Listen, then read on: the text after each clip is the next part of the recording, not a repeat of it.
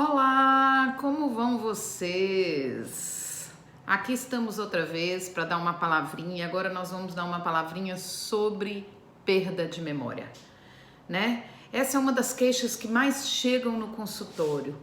Perda de memória. Doutor, estou com perda de memória. Minha memória está ruim, né? E não está funcionando como antes. O que pode estar acontecendo, doutora, né? Meu raciocínio era tão rápido. Eu fazia tantas coisas e agora eu não estou conseguindo. Ou mesmo, doutora, eu nunca tive uma memória muito boa.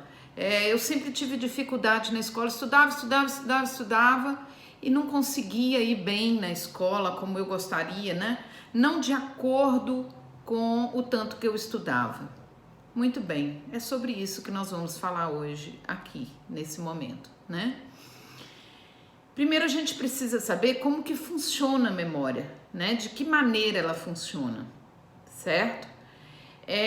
A memória, ela tem vários territórios, tá? A memória não fica localizada em um lugar no cérebro.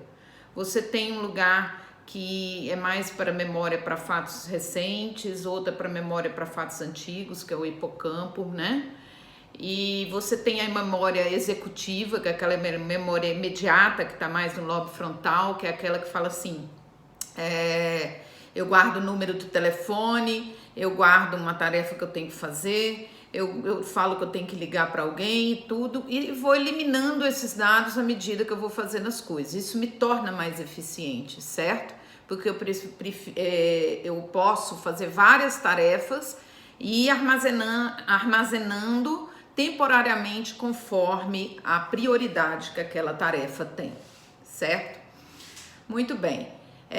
Temos também as memórias que a gente quer que fique muito tempo, né? E o cérebro vai selecionando isso de acordo com a importância, né? Claro que a parte emocional, ela também está muito envolvida nesse processo e influencia esse processo também, certo? Muito bem. A memória, ela pode ser afetada principalmente pela capacidade de concentração.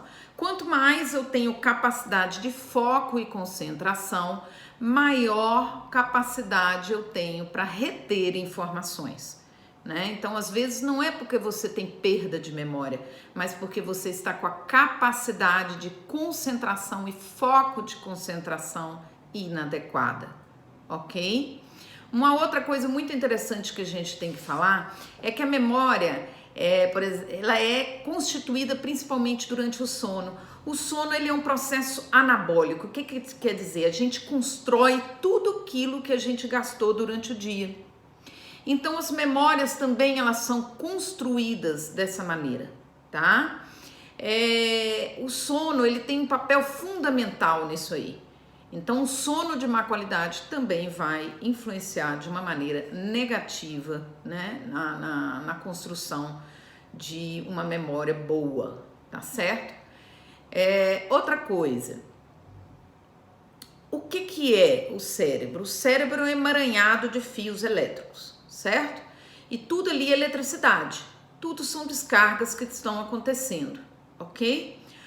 Nós temos mais de 10 bilhões de células de neurônios e esses neurônios, cada um faz em média 10 mil conexões. É claro que com o tempo nós vamos perdendo a quantidade de neurônios, né? Então a gente, por exemplo, eu com 47 anos tenho menos neurônios do que uma pessoa com 40 ou com 30 ou com 20 anos de idade. Só que eu vou aumentando a quantidade de conexões, né? Então, um idoso, ele pode ter aí mais de 100 mil conexões para cada célula. É muita coisa, né, gente? Por isso que o cérebro é tão complexo, tá? Então, quando o paciente chega, eu tenho que ver vários aspectos que possam estar perturbando essa memória. O cérebro, ele funciona como um grande computador. Se ele estiver com muitos dados, você está colocando muitos dados no cérebro, ele começa a jogar informações para o automático, né? Então, por exemplo, eu penso para digitar ou eu penso para dirigir? Não, Por quê? Porque isso já é uma atividade que já foi aprendida pelo cérebro. Então tem um sistema automático que o cérebro coloca todas essas funções lá nesse local. Então, como, por exemplo, leitura, eu já faço, eu sei fazer, o cérebro já sabe. Entrar dentro de casa e sair dentro de casa é uma atividade que eu faço muito, o cérebro já tem o efeito de aprendizado. Se eu começo a encher o cérebro com várias informações, isso acontece muito porque, por exemplo, antes a gente ficava sabendo o que acontecia na rua do lado, hoje a gente fica sabendo o que acontece no Japão.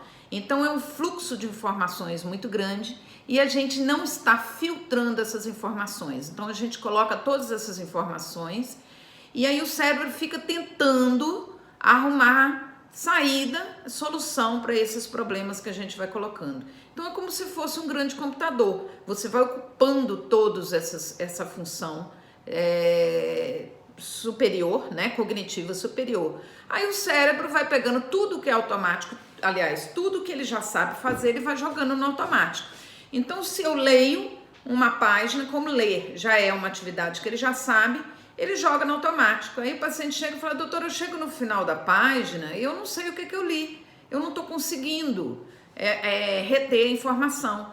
Não, doutor, eu entro dentro de casa, eu saio, eu não sei se eu entrei com a chave, se eu fechei a porta, se eu não fechei, aonde eu coloquei o objeto, porque geralmente são padrões motores que o cérebro já sabe. Então, uma das coisas que está influenciando muito negativamente a capacidade de memória das pessoas é justamente a nossa falta de higiene psicológica, psíquica, mental, né? De colocar de escanteio as informações que eu não tenho solução para elas, os problemas que eu não tenho solução. A minha parte é até onde eu sei, posso e consigo. E a partir do momento que eu não sei, não posso, não consigo, eu preciso descartar, porque senão o cérebro ele vai se virar como pode, tá? Dita essas informações, a gente tem que falar sobre o que pode afetar as memórias, a capacidade de memória, né? A gente já falou do sono. O sono ele é importantíssimo para o corpo se reorganizar e se equilibrar novamente, né? Então a gente precisa dormir bem. E aí vem um outro aspecto. Se você fica a noite inteira estudando, ou jogando no celular, ou no tablet, e vai lá, amanhã eu durmo, esquece, não vai memorizar, porque não é a mesma coisa. O cérebro sabe quando é dia e quando é noite, isso se chama ritmo circadiano. Então isso é controlado pelo hipotálamo, pela melatonina produzida pela glândula pineal, que está lá no cérebro também. Então, quando você dorme de dia, você não tem a mesma qualidade do sono.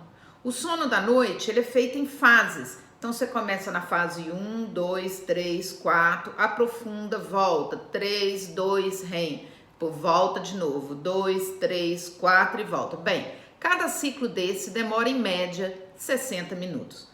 E aí, nós precisamos de, em média, 8 ciclos desse para a gente ter uma noite bem dormida. Se não fizer esses ciclos, não existe memória, gente. Porque o que é memória?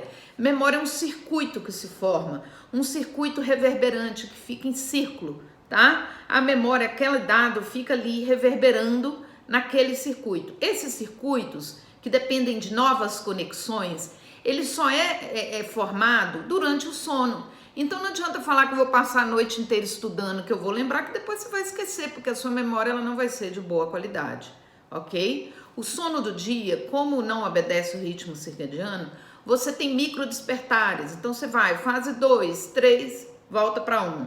Fase 2, 3, volta para 1. Então você não completa o ciclo. Então não tem sono, não tem memória, não tem circuitos novos. Então não tem memória, tá? Então o sono é de absoluta importância, um sono de boa qualidade, tá? Outra coisa, vamos ao TDAH. O TDAH é a síndrome do pensamento acelerado congênito. Isso significa que a velocidade de processamento mental é muito alta, o paciente ele não consegue focar. Se não tem foco, não tem memória, tá? por isso que tem essa dificuldade, se distrai com várias coisas e não tem o foco. Isso tem acontecido muito com os nossos adolescentes, com essas novas gerações, porque eles têm se superestimulado, né? Assiste televisão, liga o rádio, ouve música, faz TV e brinca e fala com alguém na rede social, quer dizer, faz várias coisas ao mesmo tempo, estão sendo superestimulados, então eles fazem a síndrome do pensamento acelerado adquirido, o que vai fazer o mesmo efeito do TDAH, né? Então, estão muito desatentos e com isso também não tem uma capacidade de memorização adequada, ok?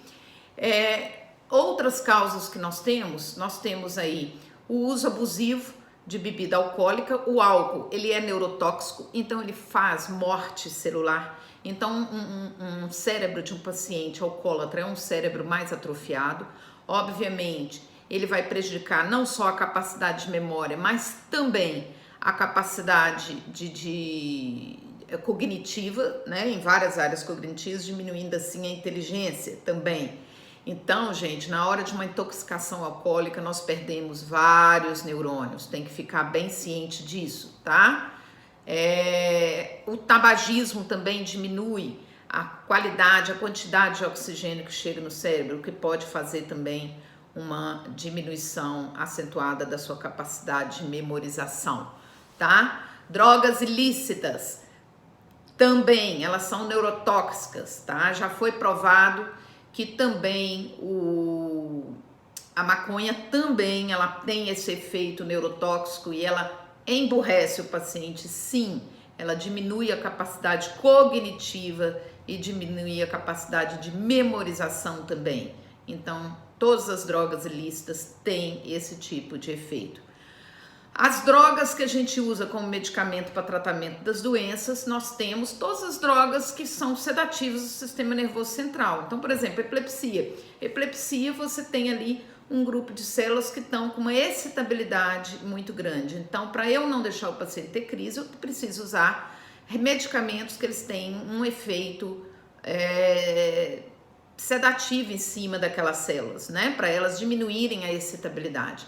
Então, drogas antiepiléticas, os sedativos em geral, que são os antipsicóticos, os calmantes, que são os ansiolíticos, antidepressivos, dependendo da dose, os remédios para alergia também dão muito sono, Dramin são sedativos, os relaxantes musculares também são sedativos, tá? Todos eles, se tiram a minha capacidade de concentração, eles vão tirar também a qualidade das minhas conexões, né, que eu faço. Então, não vai conseguir memorizar de maneira adequada. Mas existe um porém. Não é qualquer dose, tá? Para poder mexer com a cognição, para poder mexer na capacidade de memória e velocidade de processamento, o remédio é dose dependente. Depende da dose que se usa, ok? Não vou tomar antidepressivo porque a doutora falou que mexe com a memória. Não, não é assim que funciona. Antidepressivos em doses baixas ou em doses efetivas não tem prejuízo de memória. Isso tudo depende da competência do médico que vai mexer com esses medicamentos, ok? Uma outra causa também seriam as lesões, né? Então você pode ter os traumatismos crânioencefálicos, você pode ter os AVCs. Eles também podem, mas seria de algo muito transitório. Se a lesão for muito grave, por exemplo, uma lesão axonal difusa, num traumatismo crânioencefálico grave, daqueles pacientes que ficam muito ruins, eles têm uma atrofia, uma perda neuronal muito grande, eles podem sim ter um prejuízo de memória a longo prazo, tá certo? Doenças como depressão e ansiedade prejudicam muito a memória, porque prejudicam também a capacidade de concentração, além de levar à morte celular, gente. Vamos prestar atenção, depressão e ansiedade pode predispor a Alzheimer. Não vamos deixar de tratar a depressão e ansiedade. Não existe memória sem depressão, se a depressão e a ansiedade não tiverem tratadas. Muitas vezes o paciente, doutora, eu tô com prejuízo de memória. Primeiro eu preciso tratar a depressão e a ansiedade para depois a gente falar em memória. Tá certo? E existe também a perda cognitiva normal, que é aquela perda cognitiva que o paciente vai envelhecendo, é um envelhecimento natural do cérebro, vai degenerando as células e aí pode ir perdendo vigor intelectual. Não é um adoecimento, tá? Aí você tem a perda cognitiva leve, que fica ali em transicional entre o envelhecimento natural do cérebro e uma doença de Alzheimer, que a gente já conversou sobre isso. A doença de Alzheimer, ela realmente leva à perda dos neurônios colinérgicos e fazem um processo de perda de memória, principalmente para fatos recentes. Quando você vai ao médico, o médico vai perguntar várias coisas nesse sentido, né? Ele vai perguntar quando que você perde, em que situações, quando começou, e todas essas informações vão servir para fazer o diagnóstico diferencial entre tudo isso que eu falei. Não esqueçamos que precisamos fazer uma higiene mental melhor, tá? Não podemos ficar com todas essas informações. Não podemos ficar assistindo notícia ruim na TV o tempo inteiro. Você já sabe, não fica assistindo, porque isso vai acabar prejudicando a qualidade do seu funcionamento mental. Sempre que tiver dúvida, procure um neurologista, tá? Para a gente poder fazer o devido diagnóstico diferencial, para a gente poder ajudar você na medida do possível, tá bem? Uma boa alimentação, vitamina do complexo B, é importantíssimo para uma memória boa. É tanto que quando o paciente está muito estressado, ele gasta muito substrato enzimático, são as vitaminas. Então você repõe vitamina e melhora a memória, justamente para construir. O que é memória? Construir memória é construir conexões novas. Para construir conexões novas, precisa de tudo isso que eu falei anteriormente, inclusive das vitaminas, ok? Um abraço para vocês, Deus abençoe, tá? Até a próxima, tchau!